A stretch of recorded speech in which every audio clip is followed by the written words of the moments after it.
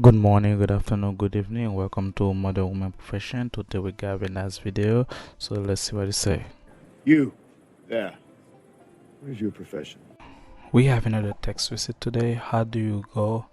about telling someone you're being in 5 years long relationship that you cheated on them during the 5 years? Seeking for advice. First of all, I shout out to see a woman, the Christian appealing to recent women. The Christian women that's mean they're religious and then they have a spiritual value and then respect themselves.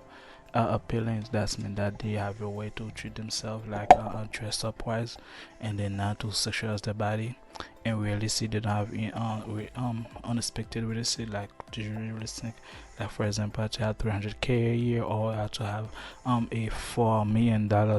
pension. So shout out to them. Now let's go deep into relationship. Relationship is something very very serious. It's supposed to be sacred, but since the media come along and a lot of women past lately a few years, they haven't respect the relationship because they feel like they can get away with, for example, with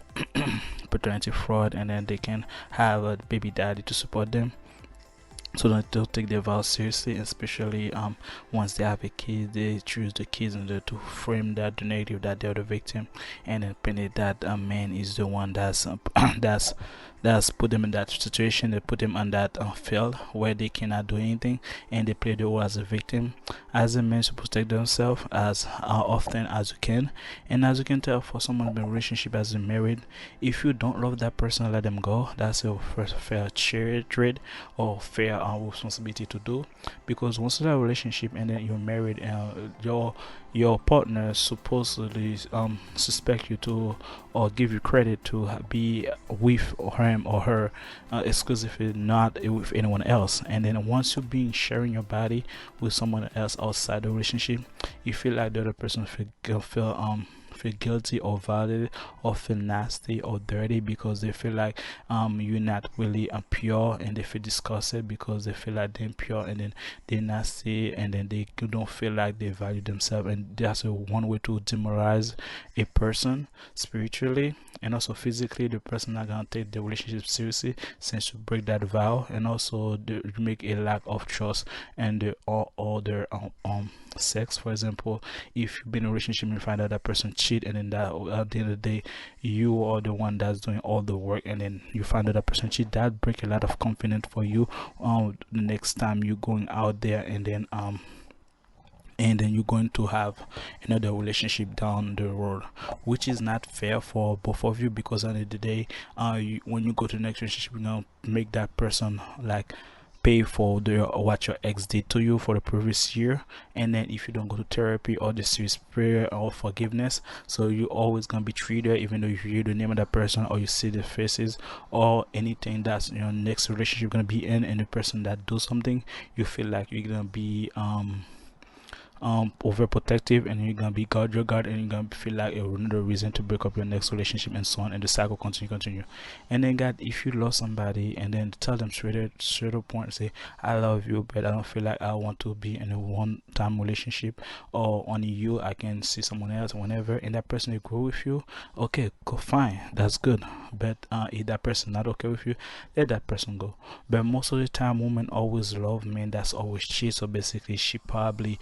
aware of it, and then she's not really letting go, and then she being like, for example,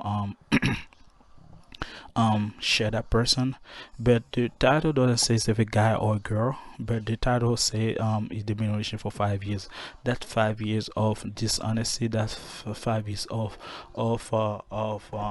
discard, or 5 years of misleading, and that person trusts you with their body, their mind, whatever it is, and then you use that as an abuse, as that relationship and that commitment. And for myself, I feel like there's a lot wrong with that. And if you don't have anything wrong with that, that's on you. But me, I respect relationship, I respect marriages, and in a personal bring, for example,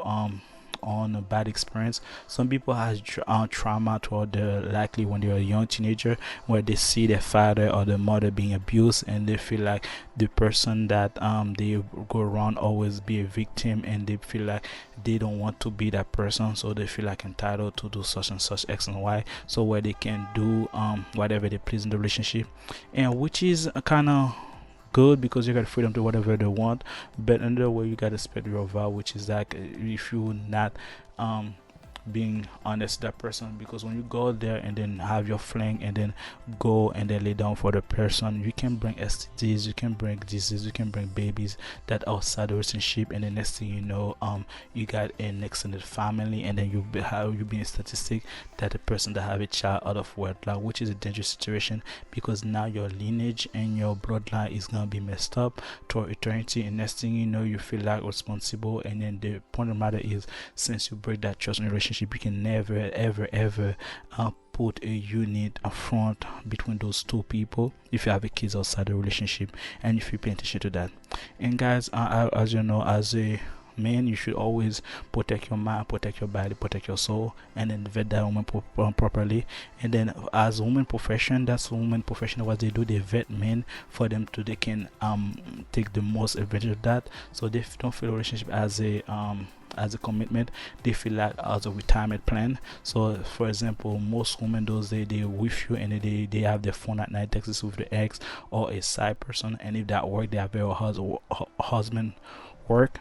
or work husband, and then their friend, they have it for benefit or back burner just in case doesn't go well. Most of the time women go in a relationship with another man that's on their mind just in case that doesn't work out, and most of the time they always go back to that man while the relationship, which is gonna go crazy, because men devoted their body, their mind, and everything, and then that's why when they go to divorce, men pay a heavy price because they devoted all themselves to that relationship for to work, and then women use that as an excuse to